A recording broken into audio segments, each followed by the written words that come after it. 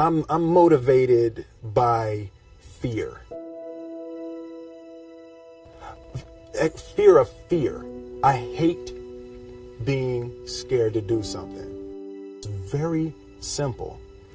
This is what I believe, and I'm willing to die for it. Yeah. Period. You can't be scared to die for the truth.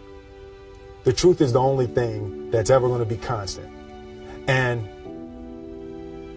you can't fear what might happen to you if you were to tell the truth. Because what happens to you if you don't tell the truth is worse than telling the truth will ever be. The first step before anybody else in the world believes it is you have to believe it. There's no reason to have a plan B because it distracts from plan A.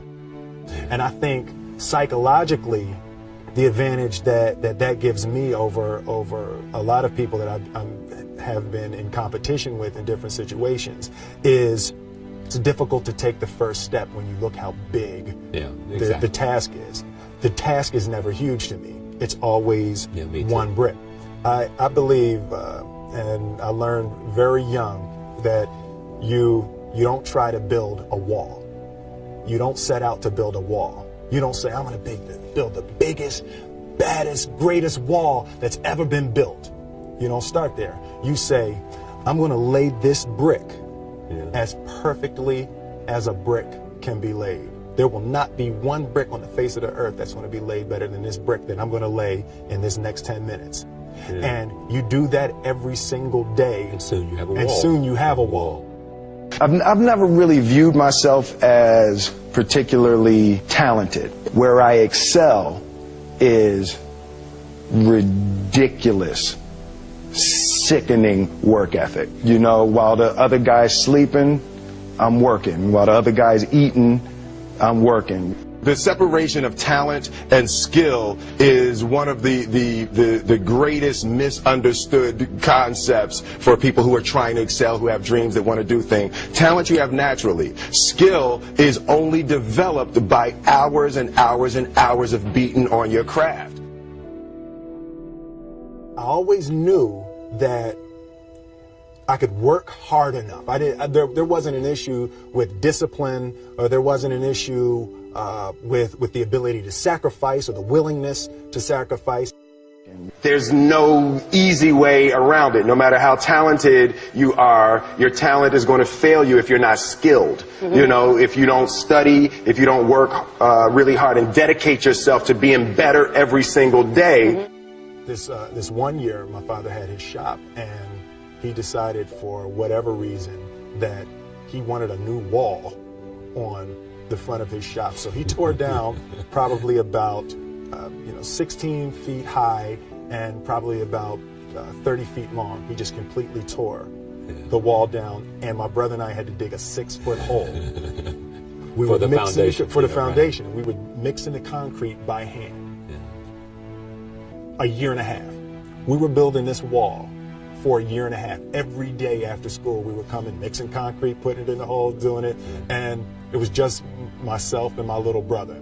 And I remember standing back, looking at that wall, saying, there's going to be a hole here forever. A year and a half later, we laid the final brick. And my father stood back with my brother and I know he planned this. He says he didn't, but I know he had been planning this and writing this for his for the past 2 years. But we stood back, we looked at the wall, and he looked at me and my brother and said, "Now, don't y'all never tell me that you can't do something," and walked into the shop. As a child, my parents always told me you could be whatever you want to be, you could do whatever you want to do. And you know, that office, that position, the highest office on the face of the earth, it was something I heard my parents saying it, but I didn't totally believe it. Yet I went out in the world and I carried myself and I held my head high and I stood there and I looked people in their eyes and I talked to people as if I was deserving of everything that this planet has to offer. I really want to say to children out there and to people who are watching, Confucius said one time, he who says he can and he who says he can't are both usually right.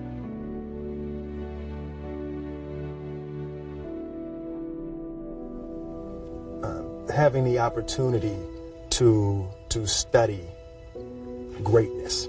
Anytime you have that opportunity, there are certain intricacies that will make clear who you are. It becomes that much more clear who you are.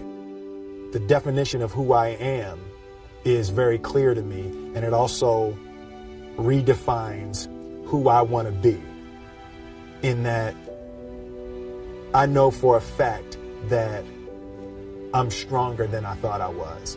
You know, you can't help but ask yourself the question, what would I do if I was in Muhammad Ali's shoes?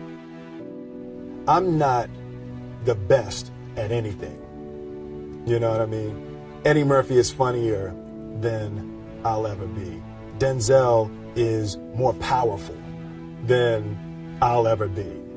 I think that my strength is I can do everything well. You know, I can do a little bit of everything, and that's what I concentrate on to be my strength. I'll never be able to compete with Denzel. I enjoy connecting with people and ideas, and you know, I have a mission statement. So every year for probably the past 10 years, I've worked out a mission statement for myself. And for the last few years, the mission statement has stayed the same, and it's been improve lives, right? So when I go into something, I'm looking for how the quality of this piece could potentially improve lives. But it's all along the way. It's when you make the movie and how you're interacting with people in the process. And the concept of improving lives runs through the center of everything I do. And then I realized that the way to improve lives is to continually improve yourself, right? So with that, every morning when I get out of the bed, I haven't fixed everything in the world yet, so there's always something to do. I want my life, I want my work, my family, I want it to mean something. If you are not making someone else's life better, then you're wasting your time. You know, like your life will become better by making other lives better. A few months ago, I said that I believe that if I chose to, I could be the president of the United States. And I think as I've had a chance to intellectualize why I said that. Yeah. And I think that there's a certain delusional quality that all successful people have to have. You have to believe that something different than what has happened for the last 50 million years of history. You have to believe that something different can happen. The one thing that I truly tried to communicate in the interpretation of Ali is the complex simplicity of greatness.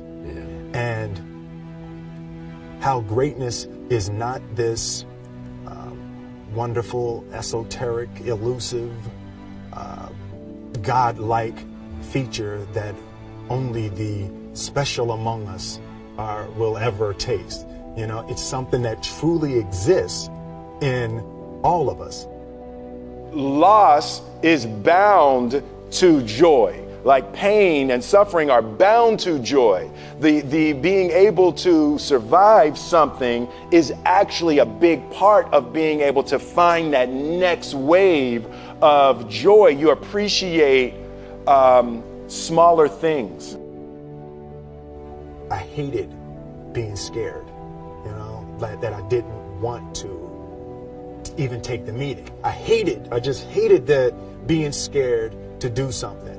And I think what developed in my early days was the attitude that I started attacking things that I was scared of.